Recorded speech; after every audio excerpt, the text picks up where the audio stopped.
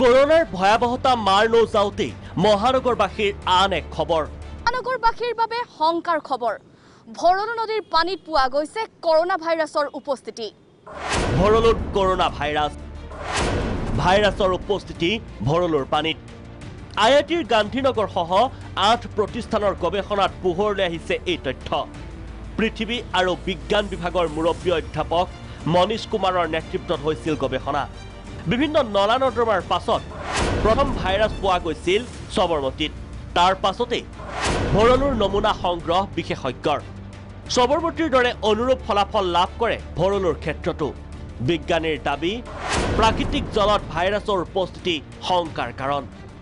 দেশৰ অন্যতম প্ৰদূষিত নদী হিচাপে চিহ্নিত ভৰলু নদী সন্দৰ্ভত এনে খবৰে এতিয়া অধিক আতংকিত কৰিছে মহানগৰবাসীক। নদী হ'ল আমাৰ ভৰলু আৰু এতিয়া শুনিছোঁ মানে কৰোণা ওলাইছে ইয়াৰ পানীত। কেনেকৈ আপুনি কি সাংঘাতিক কথা। এই পানী যদি এতিয়া বৰষুণত আপোনাৰ এজাক বৰষুণ হ'লে বানপানী হয়, নদীৰ পৰা উফন্দি পানী ভিতৰত সোমায়। এতিয়া এই পানী গচকিবলৈ হ'লে হাজাৰ লাখ লাখ মানুহ আমাৰ এতিয়া কৰোণা আক্ৰান্ত হ'ব। কিন্তু তেনে সময়তেই ভাইৰলজিষ্টৰ গুৰুত্বপূৰ্ণ মন্তব্য, পানীত ভাইৰাছ নাই শংকাৰ কাৰণ। ভাইৰাছটো আছে আৰু সি সংক্ৰমণ কৰিছে আৰু সি বেমাৰ কৰিব পাৰে, সেইটো গম পোৱা নাযায়। তাৰ কাৰণে আচলমতে ভাইৰাছটো কালচাৰ কৰিব লাগে আৰু ভাৰতত অতি কম ঠাইত NIV পুনে ইত্যাদি ঠাইত সেই ফেচিলিটিটো আছে, কিন্তু IIT গান্ধীনগৰত to best of my knowledge নাই।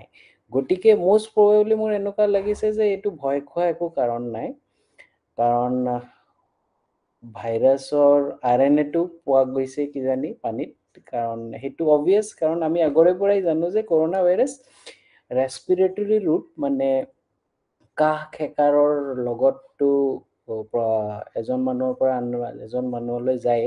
তাৰে লগতে ভাইৰাছটো বহুল পৰিমাণে ষ্টুল আৰু ইউৰিনতো পাছ হয়। ষ্টুল আৰু ইউৰিনত জীৱিত ভাইৰাছটো কালচাৰ কৰি এতিয়ালৈ পোৱা নাই। সমান্তৰালকৈ এই সন্দৰ্ভত অসমৰ মুখ্যমন্ত্ৰী হিমন্ত বিশ্ব শৰ্মাৰ মন্তব্য এনেদৰে। এতিয়া ভেকচিন লওক আৰু ভেকচিন ল'লে ক'ত ভাইৰাছ আছে চাই লাভ নাই আৰু ভেকচিনটো ল'লে হ'ল আৰু। ভৰলু নদীৰ পানীত ভাইৰাছৰ উপস্থিতি আৰু চাৰিত্ৰিক গুণ স্পষ্ট হ'ব পৰৱৰ্তী অধ্যয়ন আৰু গৱেষণাতহে। কাৰণ বৰ্তমানেও চলি আছে মহামাৰীৰ সন্দৰ্ভত পৰীক্ষা নিৰীক্ষা। ভিডিঅ' জাৰ্নেলিষ্ট পল্লৱৰ সহযোগত প্ৰস্তুতি গগৈ ৰিপৰ্ট, প্ৰাগ নিউজ।